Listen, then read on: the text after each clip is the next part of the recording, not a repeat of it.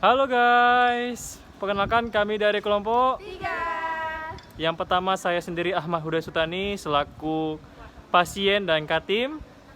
Saya Najwa Rahel sebagai perawat pelaksana. Saya Soibatul Adibaya sebagai dokter. Saya Novia Lestari Ningsih sebagai istri pasien. Saya Alda Puspita Dewi sebagai narator dan kameramen. Selamat Menonton. menyaksikan.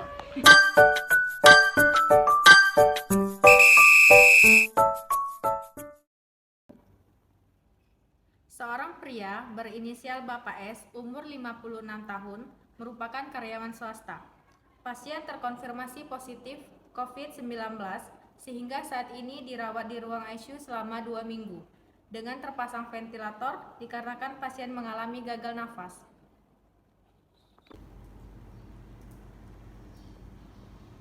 Assalamualaikum. Saya izin mengukur tensinya dulu ya.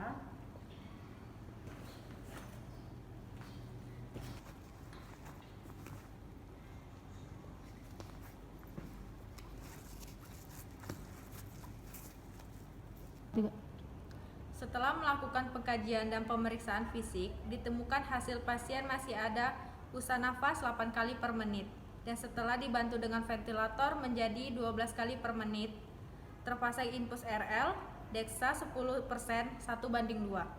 Dengan inhaling kateter, dari hasil pemeriksaan juga ditemukan wajah pucat, nafas cuping hidung, bunyi nafas rongsi, basah di kedua lapang paru, suhu 36,8 derajat Celcius, nadi 96 kali per menit, dan saturasi oksigen 88%.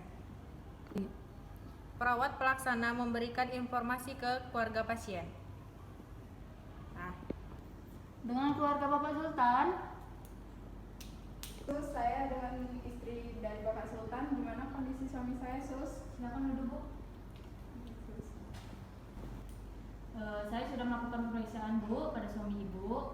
Masih positif COVID sekarang. Pasien mengalami gagal nafas. Pasien masih bisa bernafas dengan alat bantu, Ibu ya. Kira-kira berapa lama ya, Sus, suami saya harus menggunakan alat bantu nafas itu, Sus? Kita belum bisa memprediksikan hal tersebut, tetapi kami akan berusaha semaksimal mungkin, Bu. Kalau kami keluarga meminta untuk pengobatan dihentikan, apakah bisa, Sus? Apakah keluarga yakin? Bapak Sultan kondisinya masih bisa dikatakan stabil karena denyut nadinya masih normal. Dan pasien masih bisa ada usaha nafas walaupun memang sebagian besar dibantu oleh alat ventilator. Jika alat tersebut dilepas, besar kemungkinan kita kehilangan pasien. Gak apa-apa, Sus, saya dan keluarga insya Allah sudah ikhlas. Kami sudah tidak mampu membayar biaya rumah sakit, Sus. Baiklah, jika itu kemauan dari keluarga Bapak Sultan, akan saya konfirmasi pada dokter terlebih dahulu. Silakan keluarga memikirkan kembali apakah yakin dengan hal tersebut. Baik, Sus. Perawat pelaksana menuju nurse station dan bertemu ketua tim untuk membicarakan permintaan keluarga pasien.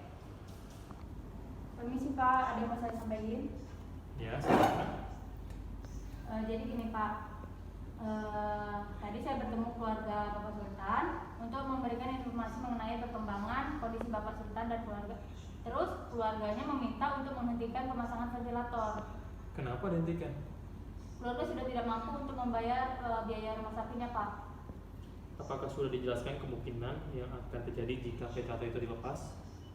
Jika dilepas itu akan melanggar hak otonomi pasien. Saya sudah jelaskan Pak, dan keluarga tetap tidak ingin melanjutkan pengobatannya.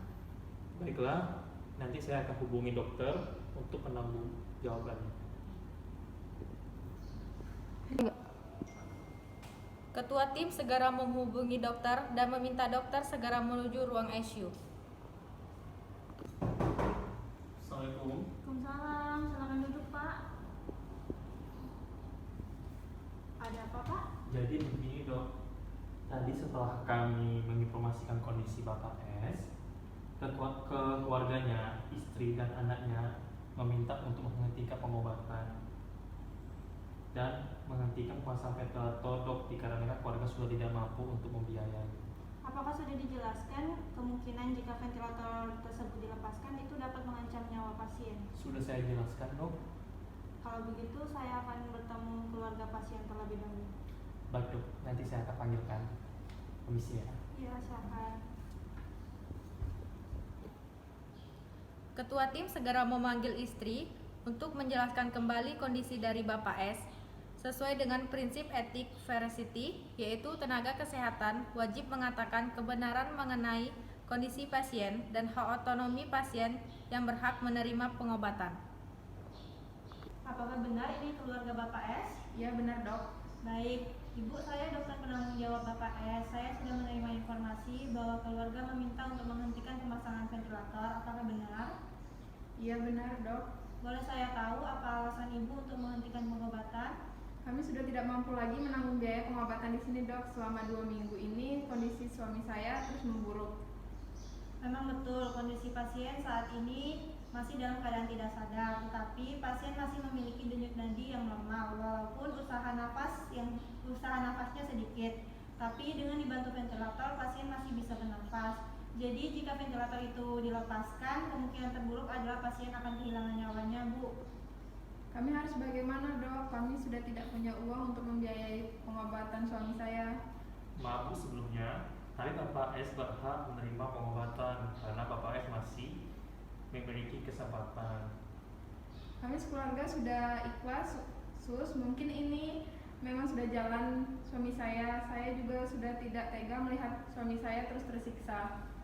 Baiklah, kami para tenaga kesehatan sudah berusaha semaksimal mungkin. Kami sudah menjelaskan kemungkinan terburuk yang akan terjadi kepada pasien. Jika keluarga tetap ingin pengobatan dihentikan, silakan nanti tanda tangani surat keterangan penghentian pengobatan yang akan kami siapkan. Baik dok.